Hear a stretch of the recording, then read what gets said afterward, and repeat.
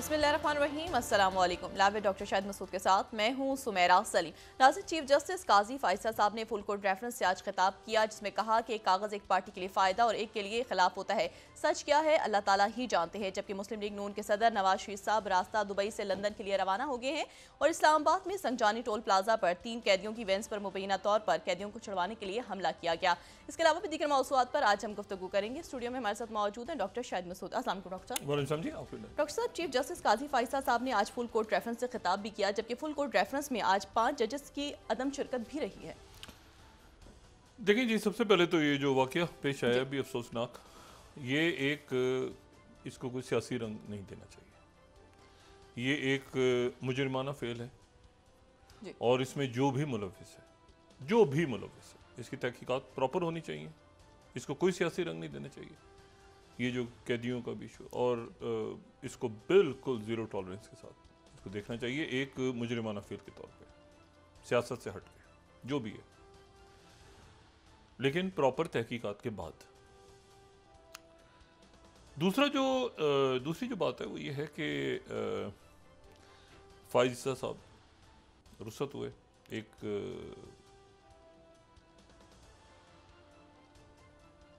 मुझे नहीं पता तारीख उनको किस तरह से याद रखेगी, लेकिन ये है कि मैं कम से कम उन गुनाहगारों में हूँ जिन्होंने खान साहब से काफ़ी मैं उलझा हमेशा कि फायसा साहब जो हैं उनके रेफरेंस के मामले पे बहुत उलझा खान साहब से। और खान साहब का ये कहना था कि यार ये तो मुझे पता नहीं है, मैं भी नहीं चाहता कि ये रेफरेंस बने, ये तो रेफरेंस मेरे पास आया है और मैं तो खुद खान साहब भी नहीं चाहते थे। ये भी एक कमाल की बात है। खान साहब ने ये बात, और ये फायसा साहब भी जानते हैं कि खान साहब भी नहीं चाहते थे। उनको बल्कि पता भी नहीं था कि फायसा साहब कोई मतलब इस तरह का कोई रेफरेंस वगैरह बन रहा है। लेकिन फिर फायसा साहब ने बहुत ज़्यादा जो है ना, एक तो होता है ना कि आप आइन और कानून के तहत करें और वो बिल्कुल मुनासिब बात है जी, लेकिन आइन और कानून से ज़्यादा अदल और इंसाफ की बात होती है। ये कागज़ के टुकड़ों में जो चीज़ें लिखी होती हैं, ये कागज़ के टुकड़े, ये मैन मेड कवानीन है, ठीक है जी। अल्लाह ताला हुक्म देता है कि अदल और इंसाफ करो। ये आर्टिकल 6 और 8 और 5 और 10 नहीं, ये कागज़ के टुकड़े। तो ये अभी क्या हुआ है, ये क्या स्यापा मचा है इस पार्लियामेंट के अंदर, तभी तय नहीं हो रहा कि आईनी बेंच कौन से बनेंगे तो क्या होगा। अदल और इंसाफ करो। और काजी साहब जो हैं वो शायद बहुत ही ज़्यादा आइन के अंदर और उसकी शिकें तलाश करते रहे, लेकिन ये है कि अदल और इंसाफ हैं, आदिल हैं। काजी, आपको जितने बड़ा ओहदा होता है उतनी ही बड़ी फिर जिम्मेदारियां भी होती हैं। तो काजी साहब, मैं नहीं समझता कि किसी भी तरह, शायद आइन और कानून के टुकड़े, पर्चों के टुकड़े वो पढ़ते रहे और उसमें तलाश करते रहे कोई चीज़। मैंने कभी किसी शख्सियत के बारे में ऐसी बात नहीं की। अजमल मियाँ साहब को भी और सज्जाद अली शाह साहब भी और बाकी जज साहिबान जो मौजूद हैं या नहीं हैं, नसीम हसन शाह साहब से लेके बहुत से लोगों से मुलाकातें रही सालों में, लेकिन मैंने कभी, यानी चाहे वो माशाल्लाह दौर में हो या बाद में, इस किस्म की एक पर्सनैलिटी जो है वो, मैं काजी साहब बसद एहतराम अच्छे शख्स होंगे ज़ाती ज़िंदगी में, लेकिन ये है कि वो उनकी ज़ाती ज़िंदगी से हट के, मैं देखें ये सारी बातें छोड़ दें, बल्ला छीना, ये छीना, वो चीज़ छोड़ दें, ये बल्ला छीना, ये आइन क्या कहता है, मखसूस नशिस्तें, ये काजी साहब खुद क्या सोचते हैं, ये बात इंपॉर्टेंट है। क्या वो समझते हैं कि वो उन्होंने इंसाफ किया? अगर समझते हैं वो, तो मेरा ख्याल है कि उनको अपने खुद इसका जायज़ा लेना चाहिए। लेकिन खल्क़ खुदा जो है वो उनकी नज़र मतलब लोग देखते ही रह गए और काजी साहब अपनी ही ज़ात में मगन रहे। इंसाफ क्या दिया? मैंने आपसे कहा नहीं, तहरीक इंसाफ को छोड़ दें आप मतलब है कि अपने उस पर लगे हुए थे, उस चक्कर में आपने सारा जो है वो, तो अफसोस है, और मैं नहीं समझता कि काजी साहब को ख़ुद भी अंदाज़ा होगा इस बात का। होना चाहिए, और अगर उनको उम्मीद थी मुस्लिम लीग नवाज से या किसी और जमात से, वो शायद नहीं जानते कि थ्रो अंडर द बस। आज इन्होंने इफ्तिखार चौधरी साहब का जिक्र किया। इफ्तिखार चौधरी साहब जो हैं वो बहुत से लोगों पे तनकीद करते हैं, मैं भी कुछ तो थोड़ी बहुत तनकीद करता हूँ, लेकिन मैं मजमूई तौर पे इफ्तिखार चौधरी साहब के जो बहुत से काम हैं उनके, ख़ास तौर पे कराची में अमन नहीं होता अगर वो सुमोटो ना लेते, और बहुत सारे वाक़यात, मैं इफ्तिखार चौधरी साहब का बड़ा कदरदान हूँ मजमूई तौर पे। वो छोड़ देंगे उन्होंने जो है वो एक बोतल और बाकी जो केसेस और ये सारे, लेकिन उन्होंने बहरहाल एक उनकी इज्जत और दाग, अगर उनके साहबजादे मौसूफ और बाकी जो उनके साथ मामला चले वो ना होता है तो वो एक बड़ी अच्छी शख्सियत और अच्छे वो उसके साथ जाते। ये बड़ी एक दिलचस्प बात है कि थोड़े दिन रह गए थे चौधरी साहब के जाने में, इफ्तिखार चौधरी साहब के जाने में, तो नवाज शरीफ साहब खुश नहीं थे उनसे आखिरी दिनों में। ये सब एक कोई फैसला इफ्तिखार चौधरी साहब ने किया तो मियाँ साहब ने उस पर कहा कि कितने दिन रह गए, मियाँ साहब खुश नहीं थे इफ्तिखार चौधरी साहब। तो हम भी वहीं मौजूद थे आसपास कहीं, तो हमने भी सुना। तो इफ्तिखार चौधरी साहब ने बाद में ये बात बड़ी हिस्सा रहेगी कि जब जनरल मुशर्रफ ने मुल्क से जाना था बाहर और ये तय हो गया है खलीजी रियासत के साथ, और उनका जहाज़ भी आ गया और सारा, और मियाँ साहब ने फिर कहा कि नहीं अभी कोई ज़रूरत नहीं है, ज़रा एक आध दिन बाद चौधरी साहब से मेरे ख्याल से गलती हुई कि उन्होंने सारा तय होने के बाद जो है ना एक फ़ाइनल टेलीफोन कर दिया मियाँ साहब को कि मियाँ साहब वो सब तय हो गया है, वो जहाज़ वाज आ गया तो खैर है। मियाँ साहब ने कहा अच्छा वो तो ठहर जाना, एक दो दिन ठहर जाओ, क्या होगा। एक हंगामा खड़ा हो गया कि भाई वो जहाज़ आ गया है और वो सारा, और ये क्या रौला पड़ा है।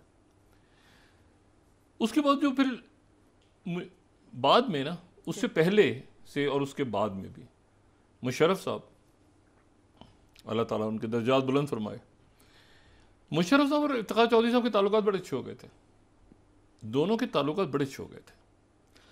और फिर जो मुशर्रफ साहब के बाहर जाने का जो लीगल सारे मामला थे ना, लीगल मामला यानी कानूनी मामला, नवाज शरीफ साहब जानते हैं उन्हीं के दौर में, तो फिर उसके जो कानूनी तकाजे थे सारे, वो फिर उसमें इफ्तिखार चौधरी साहब का बहुत बड़ा रोल था।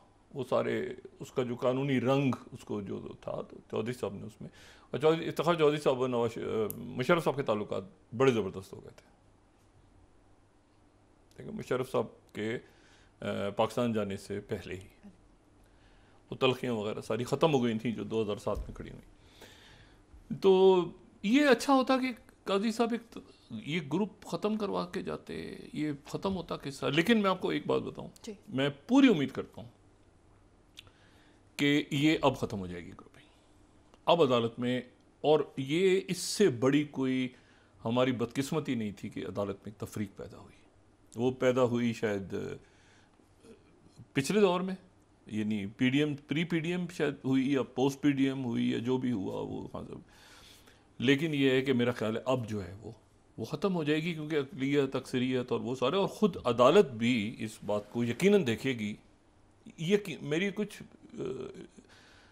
बड़े सीनियर वकला से जो बज़ाहिर जो है आज, यानी आप यूँ समझ लें कि फ़ाइज़ साहब के साथी हैं, उनसे बातें, उन्हें भी आईनी तरमीम नहीं समझ में आ रही, उन्हें भी नहीं समझ में आ रही कि आईनी बेंच कैसे होगा, कौन से मुकदमे कहाँ जाएंगे, क्या स्यापा पड़ेगा, कैसे बेंच बनेंगे, क्या होगा, तो उनको भी नहीं समझ में आ रही। तो मैंने किसी से कहा, मैंने कहा आप तो उनके दाएं बाएं बैठे हुए थे, तो उन्हें कहा डॉक्टर साहब वो हालात का तकाजा है कि हमें बैठना पड़ा है उनके साथ, हमें भी नहीं समझ में आया, मतलब उसको कोई डिफेंड ही नहीं कर पा रहा कि ये क्या है।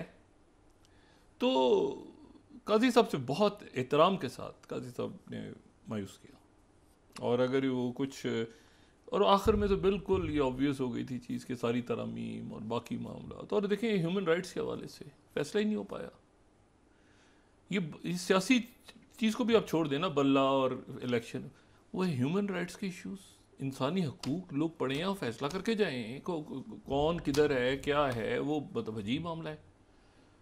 तो वो बदकिस्मती के साथ जो है ना, वो फाइजा साहब, मेरा नहीं ख्याल के इनका और जस्टिस मुनीर साहब का मुकाबला होगा आपस में, और मेरा ख्याल से मुनीर साहब पीछे रह जाएंगे। बहरहाल हमारी नेक ख्वाहिशात हैं, लेकिन मैं एक तबसरा जो है उन पे ये वो तो वही कर सकता हूँ जो उनके साथी जज कर रहे हैं, मैं वही बात उन्हीं की बातें दोहरा रहा हूँ। पर बाकी मियाँ साहब, नवाज शरीफ साहब खैरियत से गए, अल्लाह ताला उन्हें सेहत अता फरमाए, और वो दुबई गए हैं, वहाँ से लंदन जाएंगे। सवाल ये नहीं कि वो क्यों गए हैं, सवाल ये कि वो आए क्यों थे ये भी एक इशू है। और मैं हमेशा का, और उनकी हुकूमत है, वो देखें ये आगे जाके तो बात खुलेगी, मैं अभी बात कहना नहीं चाह रहा, ये जो जब तक ये तय नहीं होगा ना कि ये कैसे हुआ, ये कॉम्बो पैकेज कैसे तैयार हुआ अरेंजमेंट का, कि आईनी ओहदे पीपल्स पार्टी लेगी और तमाम तर बुराइयाँ, तमाम तर अच्छे और बुरे इश्यूज। अच्छा मैं आपको बताऊं, ये कुछ खुदा का करना ऐसा भी है कि बहुत बुरे इश्यूज जो हैं वो ये था कि शायद शहबाज शरीफ साहब के ऊपर चले, जब मैंने कल भी बात की थी। देखिए IMF का मायदा हो गया, शहबाज शरीफ साहब की ज़ात क्या, उन्होंने कभी कोई ऐसी तल्ख बात आगे से नहीं की, सिर्फ इस तरह की नहीं हुई। बाकी कुछ लोग उनके जो हैं वो मतलब है कि अपने आप को शहबाज शरीफ साहब से अभी आगे समझते हैं, उनके रुफा का कुछ बड़े मुनासिब हैं, उन्होंने अपने आप को बड़ा दूर रखा। और मैं राना सनाउल्लाह साहब की गुफ्तगू कल सुन रहा था, तो उन्होंने भी बहुत, हालांकि देखें मैंने वही कहा ना कि अब ये हमारे सीनियर लोग हैं सियासत में, उन्होंने बड़े बैलेंस बात रखी, कभी उन्होंने बात की, कभी वो पीछे हटे, कभी आगे पीछे, सियासी बात उन्होंने की। लेकिन ये है कि ये जो गुत्थियाँ अदालत की हैं, ये मैं आपको बताऊं, ये अब नहीं होगा, ये आपको कोई ग्रुपिंग, ये थोड़े दिनों में होगा। एक जज ने दूसरी बात की, अच्छा इख्तलाफी नोट, तो आपको पता है इख्तलाफी नोट बड़े ज़बरदस्त होते हैं। इख्तलाफी नोट जो है ना, कई दफ़ा मैं तो ज़ाहिर है कि लॉयर ये होने कई सालों से मैं फैसले से ज़्यादा इख्तलाफी नोट पढ़ता हूँ, क्योंकि इख्तलाफी नोट में वो नुक्ते आपको पता चलते हैं कि जनाब एक इंडिपेंडेंट माइंड से के साथ किसी ने इख्तलाफी नोट लिखा है। इख्तलाफी नोट के भाई सारे जज साहिबान एक बात कर रहे हैं, और एक जज साहब ने, जैसे याहिया अफरीदी साहब, इख्तलाफी नोट को फिर आपको रीज़न समझ में आता है ना कि भाई एक मिनट हट जाओ, ये अच्छा इसमें ये नुक्ता इसमें ऐसे है, ये नुक्ता ऐसे है, ये इस तरह से बात होती है, अच्छा ऐसे ये बात भी निकलती है, ये एंगल भी इसका निकलता है। मतलब ये नहीं कि वो कॉपी पेस्ट नहीं हो रहा, मतलब एक फैसले जो है ना इख्तलाफी नोट, चाहे वो अक़लियत में क्यों ना हो, कई दफ़ा ऐसा होता है कि वो आपको लगता है कि यार ये मुख्तलिफ है, वो खिला के नहीं रहे, मैं अपनी, कई दफ़ा आपको लगता है कि इख्तलाफी नोट ही शायद सही था, कई सालों से हम कवर कर रहे हैं अदालतों को, तो ये शायद अक्सरियती फैसले से इख्तलाफी नोट अच्छा था, फिर कहते हैं नहीं इख्तलाफी नोट नहीं। तो ये जो डिसेंट होता है ना, इख्तलाफ, ये अलग बात है, मगर ये तो गालम गलोच शुरू हो गई थी ना आखिर में, तो बिल्कुल वो जो मंसूर अली शाह साहब, वो ये काजी साहब को, और कि कैसे चढ़ गया, फैसला कैसे हो गया, और रजिस्ट्रार को बुलाओ, और ये तो मेरा ख्याल है कि काजी साहब बहरहाल अल्लाह ताला खुश रखे उन्हें, खैरियत से वो गए हैं। लेकिन ये कि कोई अच्छा, मेरा नहीं ख्याल कि अच्छा आखिर में जाते जाते अपने दोस्तों को सबको गिले शिकवे दूर करके जाते तो बेहतर था, आखिर एक दिन में भी वो उनको अच्छा नहीं हुआ। बहरहाल अच्छा, दूसरी जो बात है वो ये है कि देखें ये ख़त्म होगा टर्मोइल, ये ख़त्म करना पड़ेगा, ये अभी वाक़या हुआ है इसमें, ये इसको ख़त्म, ये जो भी है ना, ये मुजरमाना फेल है, ये सियासी फेल नहीं है, ये मुजरमाना फेल है, ये क्रिमिनल एक्टिविटी, ये ख़त्म करनी पड़ेंगी। दूसरा ये IMF के साथ मामला हमने आगे कैसे चलाने हैं, वही बात, सिक्योरिटी, दोबारा फिर सिक्योरिटी के क्राइसिस है आपका, सिक्योरिटी कांस्टेंट होती है, सिक्योरिटी आप कभी कह ही नहीं सकते कि सिक्योरिटी जो है ना, आप देखा अभी टर्की के अंदर पुरसुकून, टर्की में वो PKK वाले ये कांस्टेंट फैक्टर है हर मुल्क का कि वहाँ पे दहशतगर्दी और कोई जराइम पेश आना से, तो वो तो कांस्टेंट आपने उधर रखना है, और उसकी शक्लें बदल गई हैं। मुझे नहीं पता, अब कभी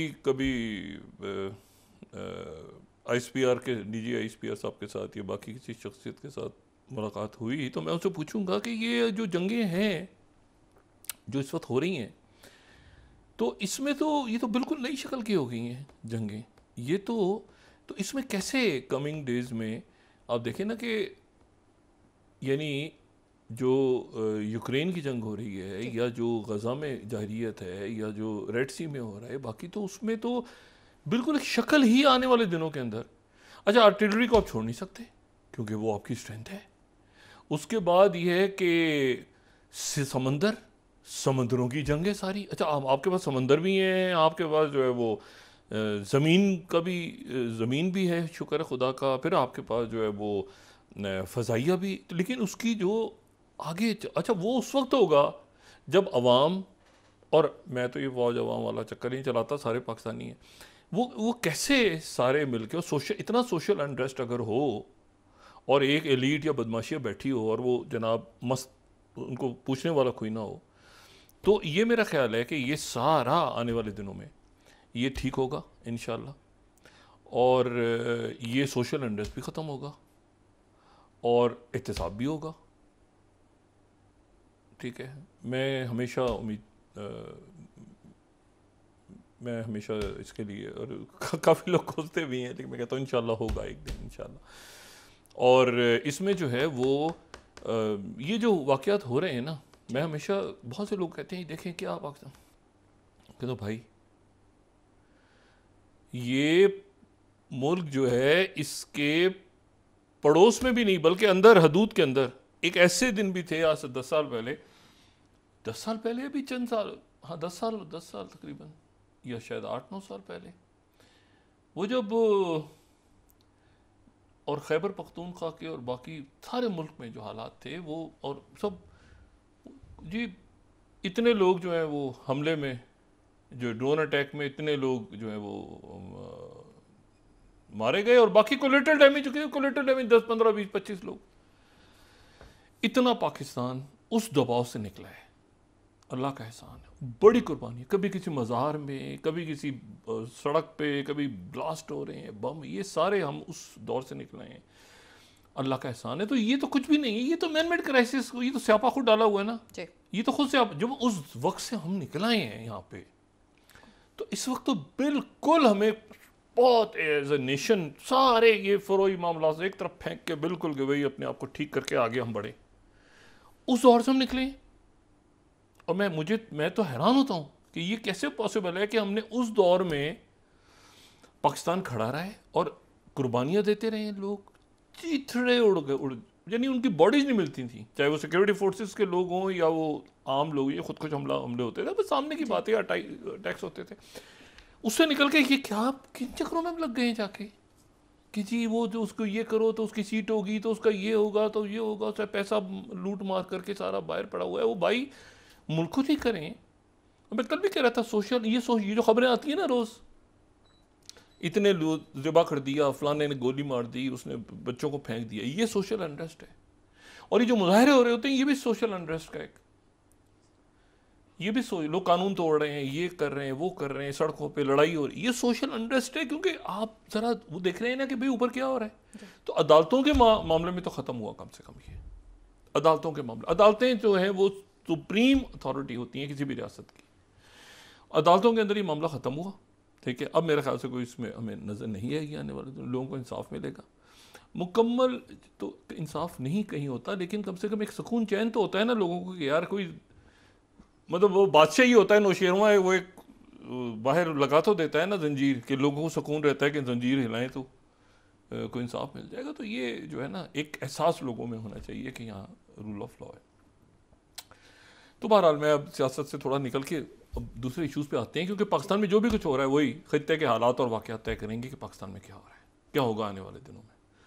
और अब थोड़ा सा मेरे ख्याल से वो 40 या जो कहते हैं ना कि कछुए से हमें थोड़ा सा चीते की स्पीड से रियासत को आगे जाना है। वो तो वाक़यात बहुत तेज़ हैं, बहुत तेज़ वाक़े, इवेंट्स बहुत तेज़ हो रहे हैं, और ये तो ऐसे ही है ना अंदर का स्यापा, इसको ख़त्म करके और फिर आगे निकले मुल्क। देखें,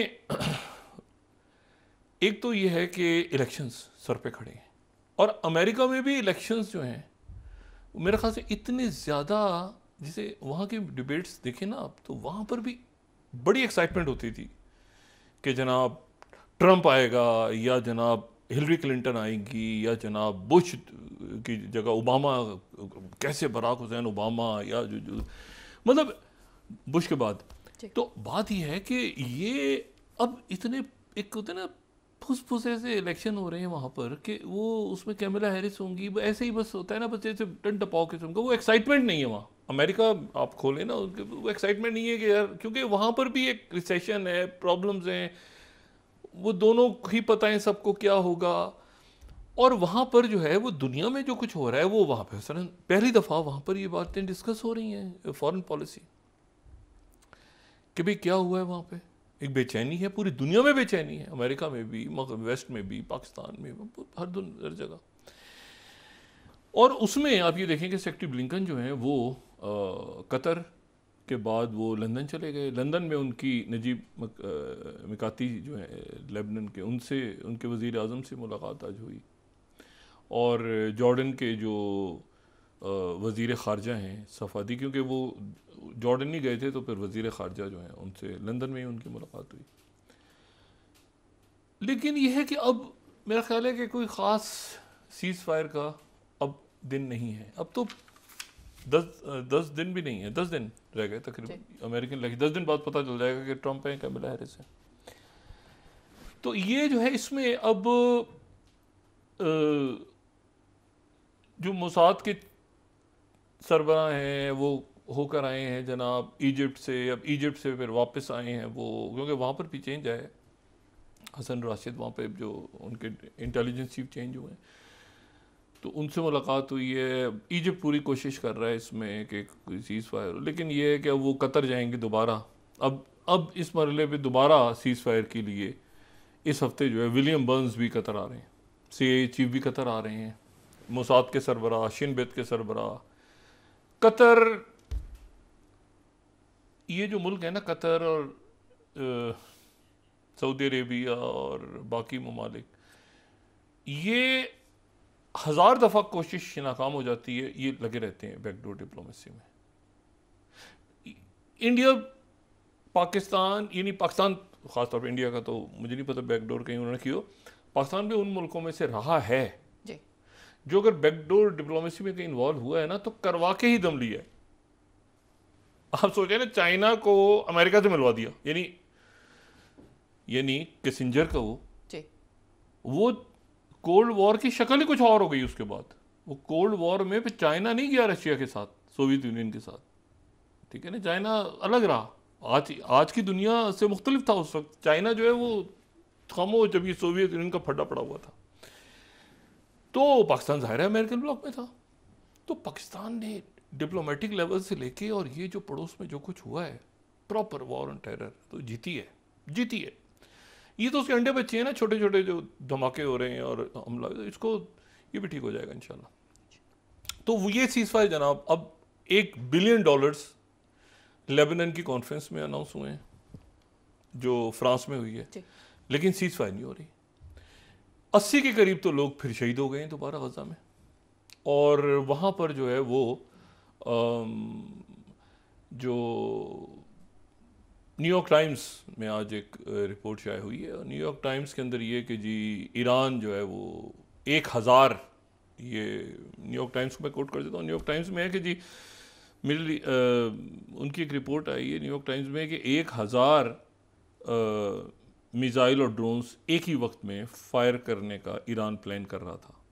पहले 200 किए थे एक वक्त में, अब जो आने थे वो 1000 आने थे, कि थर्ड मिसाइल आ गया और सारा। लेकिन वो मेरा ख्याल से वो इस वक्त जो है वो इस तरह की कोई एडवेंचर इस तरह का, अब तो जो जंग छिड़ गई है वो उसको बंद करना एक प्रॉब्लम हो गई। और ये नेतन्याहू ने लेबनान के साथ छिड़ दी है इस वक्त, और इसी की आड़ में वो गजा के अंदर लोगों का ध्यान लेबनान पे चला गया। अब लेबनान के लिए कॉन्फ्रेंस हो रही है, लेबनान आ गया, और उधर से जो है वो गजा के अंदर वो जारी है।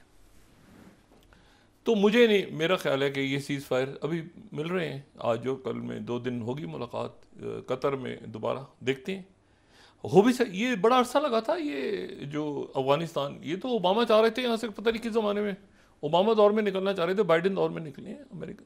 बहुत साल लगे थे, बैकडोर डिप्लोमेसी होती रही, चलते रहे। अमेरिका की ख्वाहिश थी कि वो यहाँ से निकलें, लेकिन फिर वो फंस गया कि यहाँ पे मिडल ईस्ट में। इसका क्या इलाज है मेरे पास, मुझे नहीं इल्म इसका। अच्छा, वॉल स्ट्रीट जर्नल जो है उसमें आज एक और रिपोर्ट आई है, वो भी बड़ी इंटरेस्टिंग है पढ़ने वाली, वो कोट करना ज़रूरी है क्योंकि उनकी जो स्टोरी एक्सक्लूसिव वो बड़ी हैरान कुन है।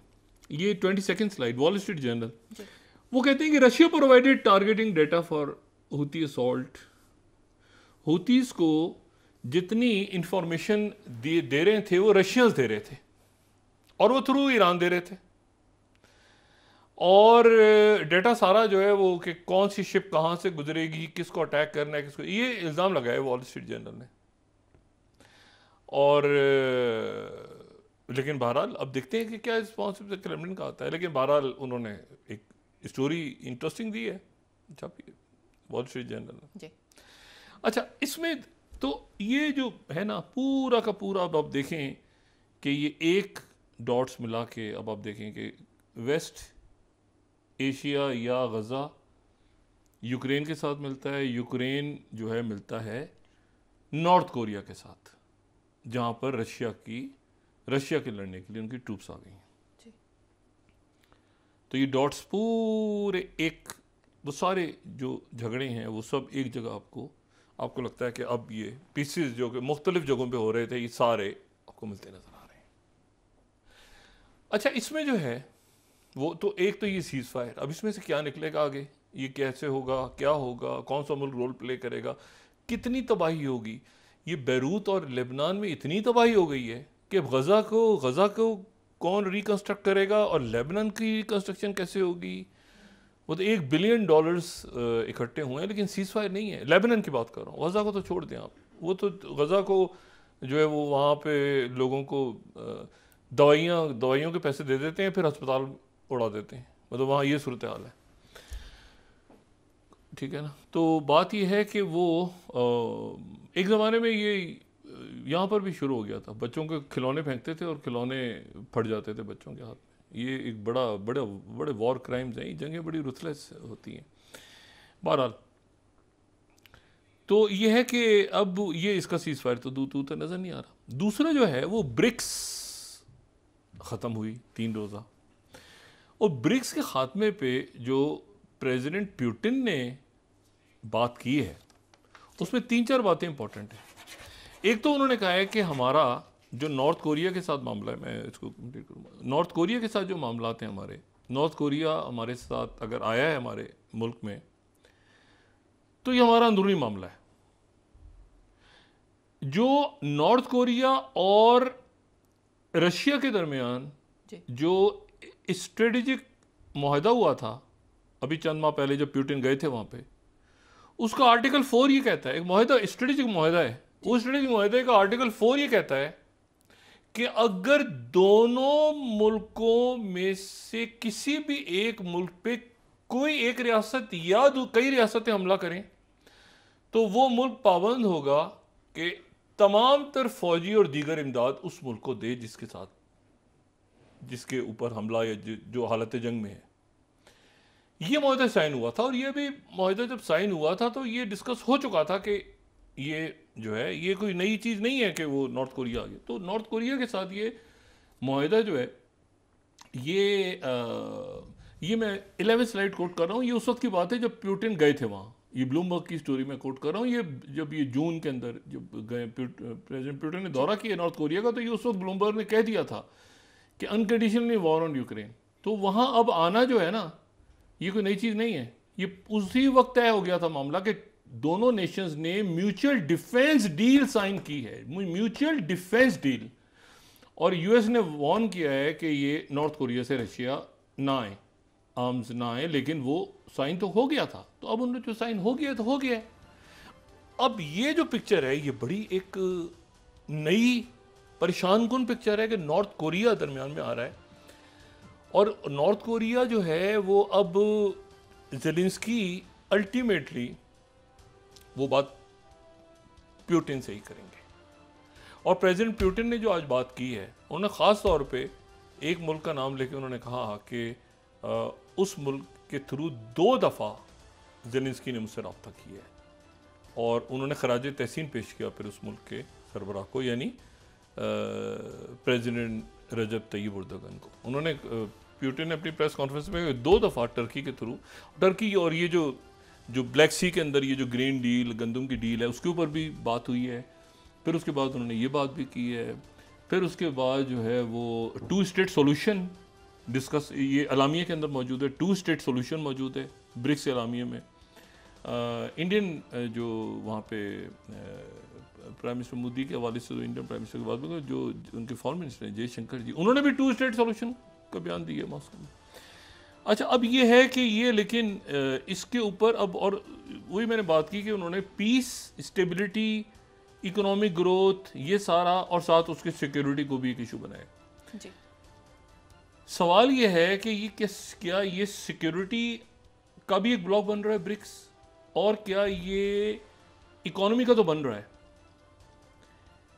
और इसमें नए मुल्क जो आए हैं, अभी जो नए पार्टनर मुल्क हैं, वो बड़े इंटरेस्टिंग लिस्ट है उनकी, जो ब्रिक्स में नए मुल्क शामिल हो रहे हैं।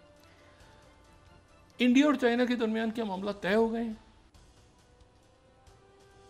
मुकम्मल तौर पे तय हो गए हैं। आप वक्फा लें, फिर उसके बाद बात करते हैं जी। नाज़रीन वापस आते हैं एक छोटे से ब्रेक के बाद।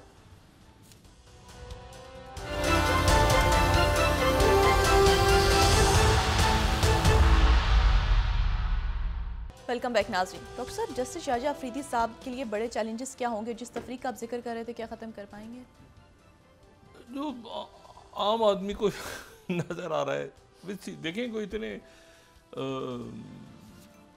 ये जो, एक तो मैंने कहा ना, ये तकसीम ख़त्म हो जाएगी इंशाल्लाह, क्योंकि ये तकसीम जो है ये जज साहिबान में ये अब नहीं होगी, इसके बाद होनी भी नहीं चाहिए, और ये कोई अच्छा तासुर नहीं जाता, नंबर 1। नंबर 2 ये है कि पॉलिटिकल पार्टीज़ के अंदर भी आपस में मेरा ख्याल है कि अब वो बहुत ज़्यादा इल्ज़ाम तराशी और वो नहीं हो रही, सिर्फ इलेक्शन पे सवाल खड़े हैं और जेन्युइन खड़े हैं।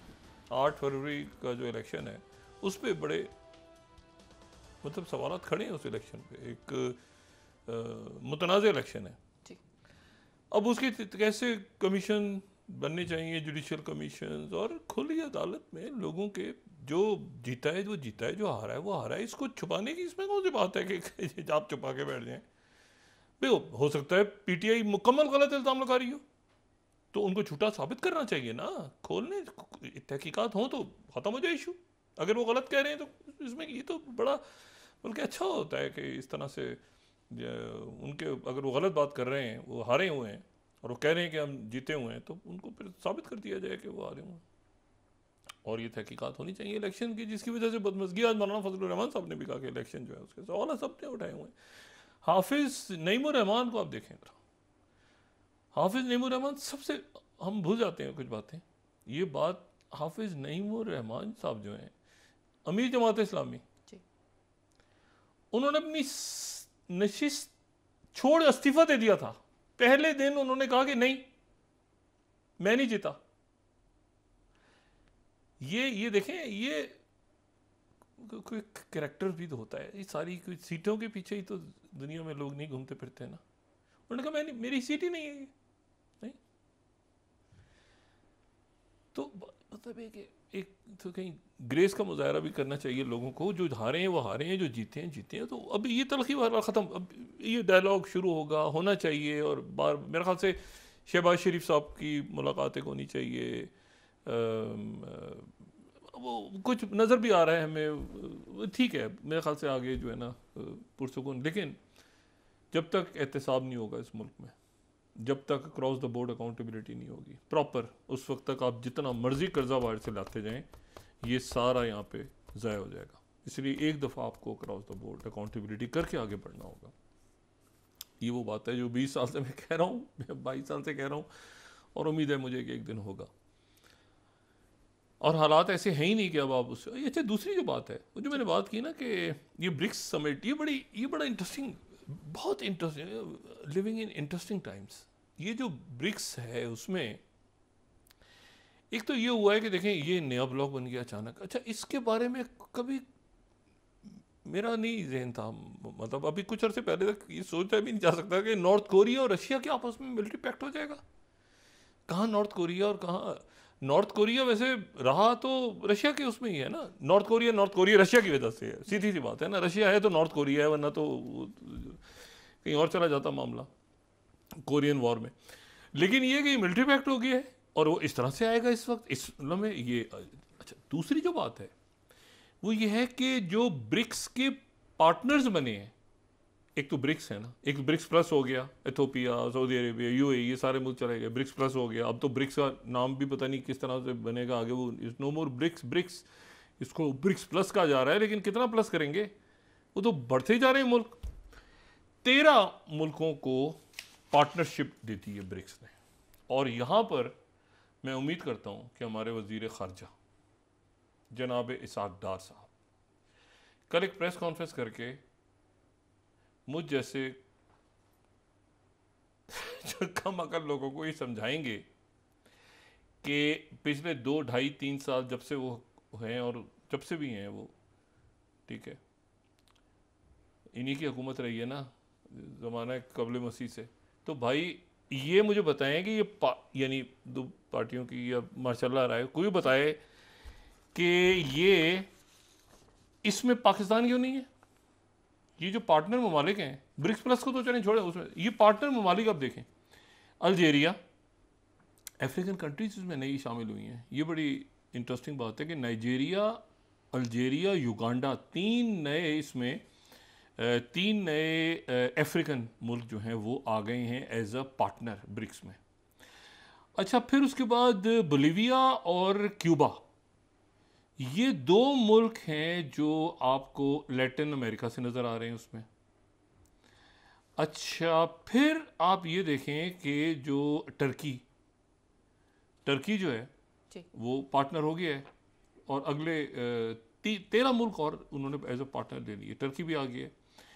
अच्छा, फिर उज़्बेकिस्तान आ गया है, वियतनाम आ गया, और ईस्ट जो साउथ ईस्ट एशिया कह रहे हैं जो भी, वहाँ से आप देखें सबसे बड़ा मुल्क आबादी के लिहाज से और पावर रखता इंडोनेशिया जो है वो ब्रिक्स में आ गया है partner, as a partner. Malaysia आ गया है और थाईलैंड आ गया है। यानी ईस्ट से ये मुल्क आए हैं, और वहाँ का अगर आप मीडिया देखें तो इस पे सेलिब्रेशंस हो रही हैं। ये 17वीं स्लाइड देखें, Jakarta Post, Indonesia named as BRICS partner as Prabowo top diplomat वहाँ पे गए और ओवरसीज डेब्यू किया, फर्स्ट टाइम उनके वज़ीर ख़ारजा गए वहाँ जनाब, वो मतलब मुल्क खुश हो रहे हैं इस वक्त कि जनाब उनका जो ब्रिक्स प्लस है। और नाइजीरिया को देखें आप, क्या जश्न मनाया जा रहा है। 19th नाइजीरियन ट्रिब्यून, वो main headline, Nigeria 12 other join BRICS as partner countries. ये ब्राज़ील भी आ गया ना ये ब्रिक्स में। ये तो क्यूबा, अब ये देखें ना उसमें Cuba, Bolivia and 11 other countries, 20 slide, ये ब्राज़ील के पेपर्स कह रहे हैं। तो मतलब दुनिया में बड़ी सेलिब्रेशंस हो रही हैं। तो हम थोड़ा सा, हम हैं तो सही इसमें, लेकिन थोड़ा सा इसको तेज़ करना चाहिए था ना। पाकिस्तान तो आप समझे कि है ही पाकिस्तान, ब्रिक्स पाकिस्तान ही है, सब समझ लें, इशू नहीं, मगर इसमें नाम होना चाहिए था, और हम यकीनन इसमें चले जाएंगे कुछ अर्से के बाद। लेकिन ये कि अभी चले जाना चाहिए था, तो ये इसाक डार साहब ज़रा इसकी वजाहत फरमाएं कि क्यों नहीं है। अच्छा, दूसरी जो बात है वो ये है कि अच्छा, चाइना और इंडिया के दरमियान, अच्छा मैं कोई तबसरा नहीं कर रहा, मैं सिर्फ एक सवाल है कि चाइना और इंडिया के दरमियान मामला तय हो गए वाकई? दोनों के अलामी अलग अलग हैं, चाइना का अलामी अलग है। मैं इस वक्त देखिए, हमारी तो ख्वाहिश है कि दोनों मुल्कों के दरमियान ताल्लुकात अच्छे हैं। जो इंडिया की तरफ से अलामिया है वो अलग है, मैं उसको, उनको खुद पता है कि अलामी में क्या चीज़ें और क्या नहीं है। उनकी तरफ से अलग अलामी है, उनकी तरफ से अलग। उनकी तरफ से ये है कि तमाम डिसंगेजमेंट और ये और वो हो गया सारा, उनकी तरफ से कि रिजॉल्व हो जाएगा, बॉर्डर इशूज़ और बाकी इशू रिजॉल्व कर लिए जाएंगे। सवाल ये है कि जो LAC है 3,400 कुछ, ये हम जो बात करते हैं ना, तो हम इसको इंडिया के पर्सपेक्टिव से बात करते हैं कि 3,488 किलोमीटर शायद, ये इंडिया के हवाले से।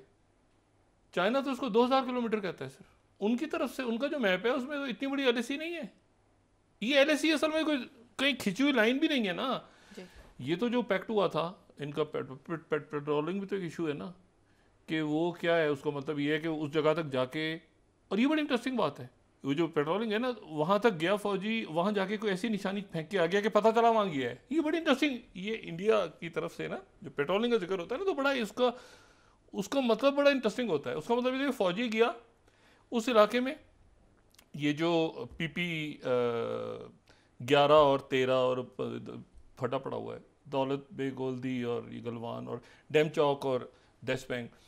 तो इशू ये है कि वो पेट्रोल में होता ही है कि वहाँ गए और जाके कोई ऐसी निशानी फेंक कर आ गए कि जिसे पता चला कि फौजियाँ आया था। ख़ास तौर पे क्या होता है, माचिस की डब्बी या सिगरेट की खाली डब्बी या माचिस की खाली कोई निशान फेंक कर आ गए कि यहाँ पर गया था।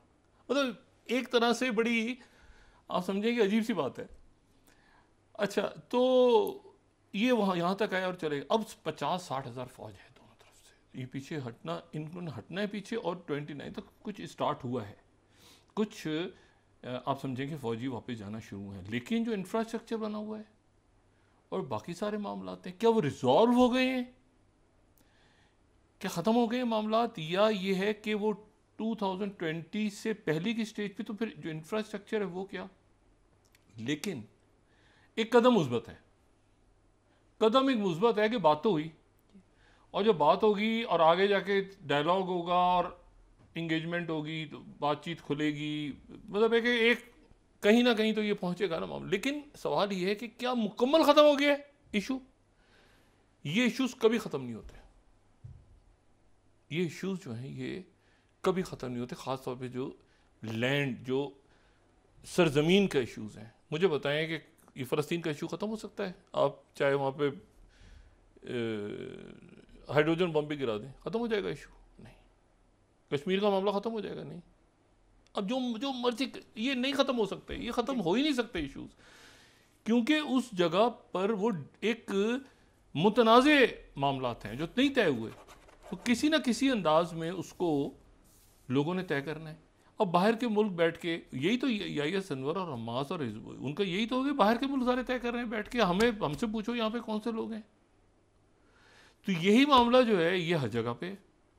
अब उसमें देखना ये है, लेकिन अभी अच्छी बात ये हुई है कि वो जो एक टेंस, एक जो बहुत तनाव था, उसमें ठंडक आई है। क्या मुकम्मल आई है, नहीं आई, वो ज़ाहिर है उधर से भी यकीनन इंडिया भी सोच रहा होगा कि भाई ये कहाँ तक, और उधर से वो भी सोच रहे होंगे, और अमेरिका भी देख रहा होगा कि क्या मुकम्मल चले गए हैं, कहाँ तक गए हैं, कैसे, वैसे भी देख रहा होगा। लेकिन ये बहरहाल जो है ब्रिक्स में ये 13 नए मुल्क एज अ पार्टनर आ गए हैं। तो ये ब्रिक्स प्लस करके अब ये प्लस प्लस से बढ़ जाएगा, और बड़ी देखिए ना, लैटिन अमेरिका, अफ्रीका और ग्लोबल साउथ, ये फोरम, मुझे नहीं पता कि यहाँ पर एक तरफ तो ये बन रहे हैं, वो उधर G7 से ही नहीं निकल रहे।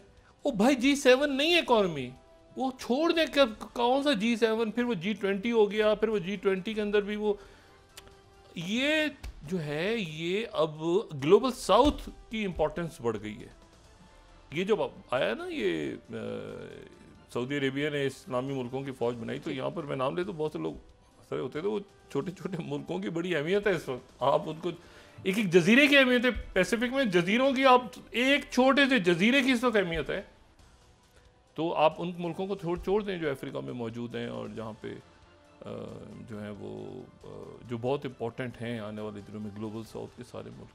तो पाकिस्तान ये अंदरूनी इंतशार, हम बड़ी जगहों से तो निकल गए और अल्लाह का शुक्र निकल गए। सिक्योरिटी कॉन्स्टेंट फैक्टर है, लेकिन सिक्योरिटी के साथ साथ जब तक ये रूल ऑफ लॉ नहीं होगा, अकाउंटेबिलिटी नहीं होगी, पैसा जो है वो